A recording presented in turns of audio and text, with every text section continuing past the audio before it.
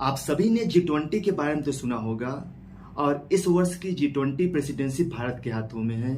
पर सवाल यह है कि क्या साबित हो सकती है G20 प्रेसिडेंसी भारत के लिए वरदान? क्यों इंडियन इकोनॉमी के लिए इतना जरूरी है G20 प्रेसिडेंसी? क्या G20 प्रेसिडेंसी समाप्त होने के बाद भारत बन जाएगा ग्लोबल साउथ का लीडर? आखिर क्यों इतना खर्चा कर रही है भारत सरकार G20 पर? इन सारे सवालों के जवाब के लिए वीडियो को लास्ट तक देखें। आप सभी ने G20 के बारे में तो सुना होगा, पर जरा रुकिए, अब G20 हो गया है G21। जी हाँ, बहुत सारे लोगों के मन में सवाल होगा, बचपन से T20 के बारे में तो सुना है, पर ये G20 किस भला का नाम है? तो चलिए आपके सारे सवालों का जवाब देते हैं और आज जानते हैं G20 की हिस्ट्री और ज्योग्राफी, और सबसे महत्वपूर्ण बात, क्यों इतने चर्चे में है G20।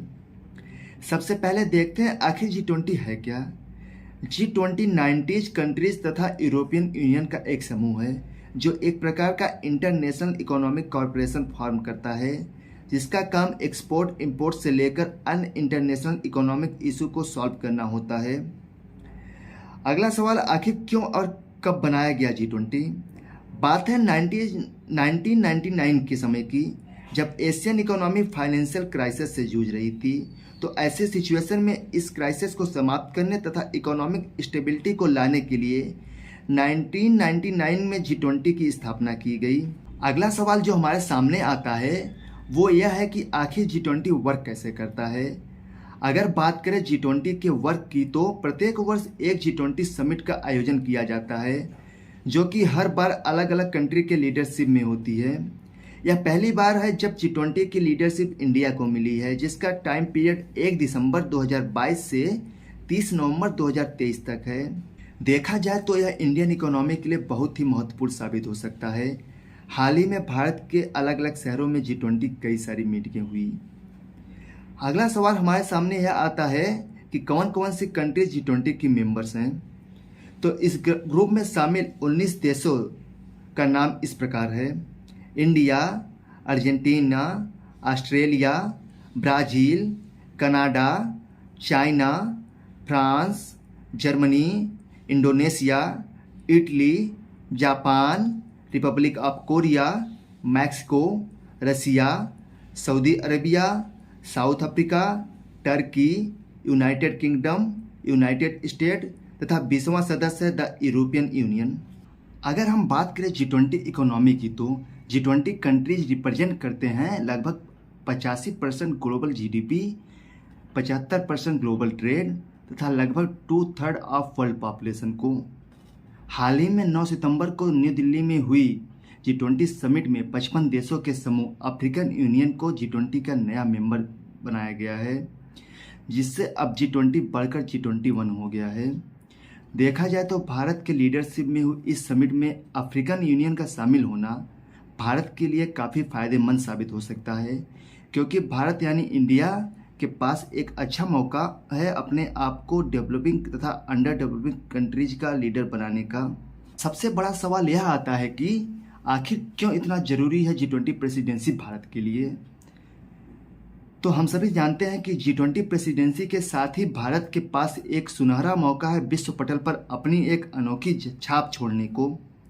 जहां रसिया यूक्रेन विवाद को लेकर विश्व पटल पर अफरा तफरी मची हुई है, ऐसे हालातों में G20 प्रेसिडेंसी भारत के हाथों में होना भारतीय अर्थव्यवस्था के साथ साथ भारतीय विदेशी नीति के लिए भी अहम साबित हो सकता है।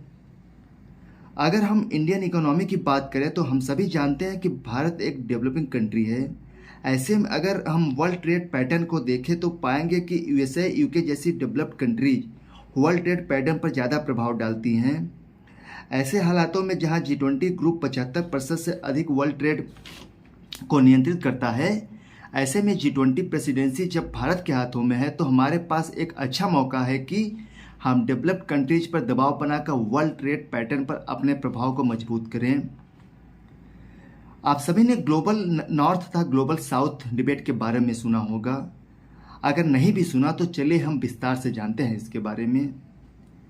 अगर बात करें ग्लोबल साउथ की, तो यह रिप्रेजेंट करता है इकोनॉमिक डेवलपिंग कंट्रीज, यानी कि वे कंट्रीज जो आर्थिक रूप से विकास कर रही हैं। ऐसे में भारत भी ग्लोबल साउथ का हिस्सा है।